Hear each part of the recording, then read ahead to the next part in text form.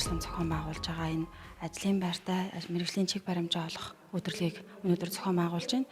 За Баянгол дүүргийн 25 хороодын 60 гаруй иргэд улсын таамрагдж байна. Бид энэ үйл ажиллагаагаа нийгмийн хөдөлмөр нийгмийн харилцааны дээд сургууль болон Баянгол дүүргийн хөдөлмөр халамжийн үйлчилгээний хилцтэйгээ хамтран зохион байгуулж байгаа. За яг зорилго нь юу вэ гэх юм бол Баянгол дүүрэг маань өөрөө 231 мянган гаруй иргэдтэй байдаг. За яг бүртгэлтэй ажилгүй иргэдийн тоо бол одоогоор 900-аад иргэд байдаг гэсэн тоо мэдээлэл байдаг.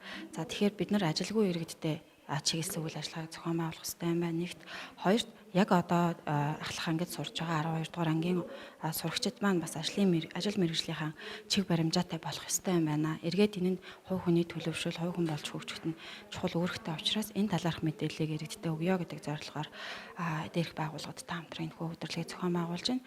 За тэгээд их сургуулиудын маань багш нар яг ажил мэргэжлийн талаар ойлголтыг өгөөд хэрхэн мэргэжлээ зөв сонгох вэ?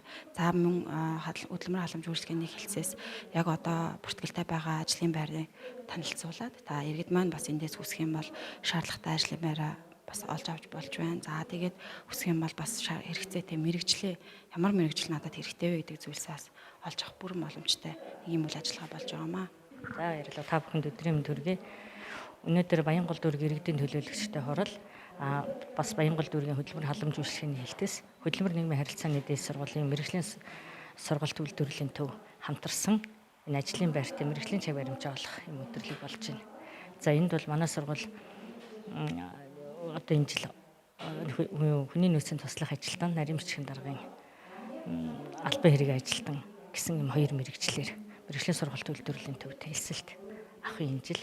Тэгээд тэрнийхээ дагуу одоо энэ ажил мэргэжлийг яаж сонгох хэрэгтэй вэ? Тэгээд одоо энэ хоёр мэргэжлийнхэн ач холбогдол, үр дүн, практикт одоо яаж хэрэгэлдэг гэх маягийн одоо ийм сэдвүүдээр ярьсан.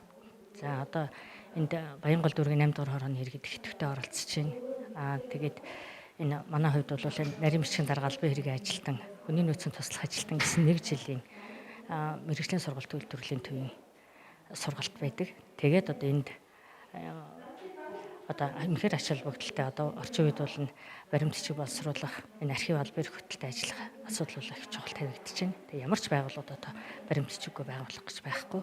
Тэгэхээр энэ чиглэлээр бүр мэргэжлийн багш нар тэгээд одоо материалын баазын хувьд бэхжсэн одоо 2 3 өрөөтэй тэгээд шинээр олон компьютер авлаа, 20 30 компьютер авсан. Энэ мэргэжлийг эзэмшихийн тулд одоо юу л хэрэгтэй байдгийг бүгдийг манайх ингэ бэлтжихэд энэ саяны хүмүүст одоо ингэ танилцуулаад иргэдтэй энэ өдрөлгийн үйл ажиллагаанд идэвхтэй оролцож байна манайх.